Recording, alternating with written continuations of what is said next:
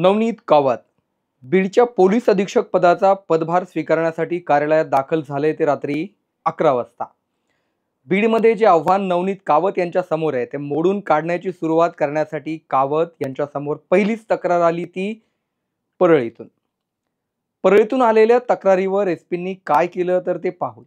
पण पोलिसांनाही त्यांनी सज्जडदान दिला आणि यापुढे 24 तास ऑन ड्युटी राहावं लागणार आहे याची झलकही दाखवली। कारण मी स्वतः रविवारच्या दिवशी कामावर आलोय, त्यामुळे पोलिसांना सुट्टी कधीच नसते असं म्हणत कावत यांनी पुढच्या काही दिवसात पोलिसी खाक्या दिसणार असल्याचं स्पष्ट केलं। नवनीत कावत यांना बीडमध्ये नेमकं का आणलंय, कावत यांची ओळख कशासाठी आहे आणि परळीतून सुरुवात कशी झाली आहे त्याची पूर्ण स्टोरी मी या व्हिडिओत सांगणार आहे। नमस्कार, मी विशाल बडे आणि तुम्ही पाहताय story.com। या व्हिडिओला सुरुवात करण्यापूर्वी एक महत्त्वाची आठवण, या चॅनलला तुम्ही सबस्क्राइब केलेलं नसेल तर सबस्क्राइब जरूर करा। फिटनेसची प्रचंड आवड असलेले नवनीत कावत, साल 1994 चा जन्म, मूळ राजस्थानमधील अलवरचे। वडील रेल्वे खात्यात नोकरीला होते।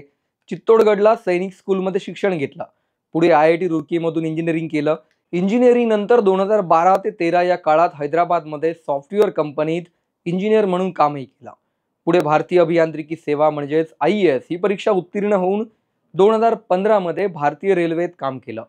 पण कावत यांचं टार्गेट होतं IAS किंवा IPS। रेल्वेतल्या कामात काय मन लागत नव्हतं।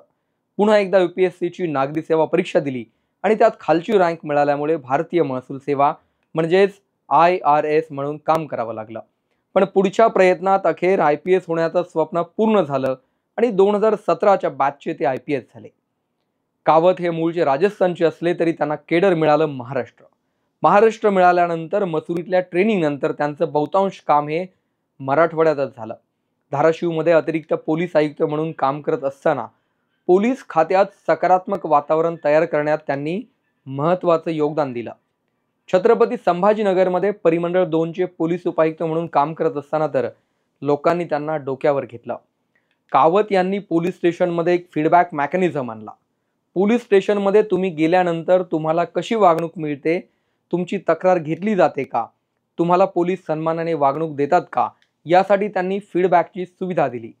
यामुळे पोलीस स्टेशनमध्ये तक्रारदाराला खऱ्या अर्थाने सन्मानाने वागणूक मिळायला लागली। अन्यथा तुम्ही पोलीस स्टेशनला गेल्यानंतर पोलीस आधी तुम्हालाच आरोपीसारखे प्रश्न विचारतात आणि परिणामी यामुळे अनेक जण पोलीस स्टेशनला जाणं टाळतात।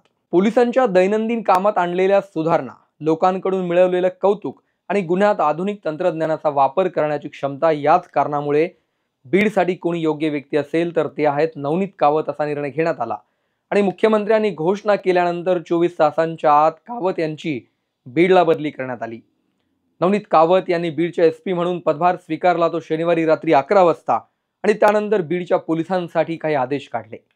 संभाजीनगरात कावत यांनी जे काम केलं होतं तेच आधी बीडमध्ये सुरू केलं, ते म्हणजे लोकांच्या तक्रारीचं निवारण। पोलीस स्टेशनला गेल्यानंतर तक्रार घेतली जात नाही अशा अनेक घटना असतात आणि त्यासाठीच कावत यांनी पहिलं पाऊल टाकलं। त्यात कावत यांच्या समोर पहिली तक्रार होती ती परळीतूनच। एक दिव्यांग व्यक्ती कावत यांना भेटायला आला होता। परळीतल्या हॉटेलात मारहाण झाली, पण पोलिसांनी त्यांची तक्रारच घेतली नाही।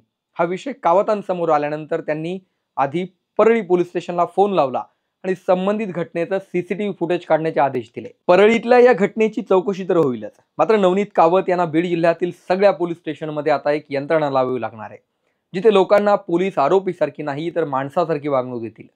फिटनेस प्रेमी असलेल्या कावत यांना आता बीडच्या कायदा आणि सुव्यवस्थेच्या फिटनेसवर धावावं लागणार आहे। बीडमध्ये कोणत्या गोष्टींमध्ये सुधारणा होण्याची गरज आहे याबद्दल तुमची ही मतं कमेंटमध्ये जरूर कळवा। हा व्हिडिओ पुढे शेअर करा आणि चॅनल सबस्क्राइब करायला विसरू नका।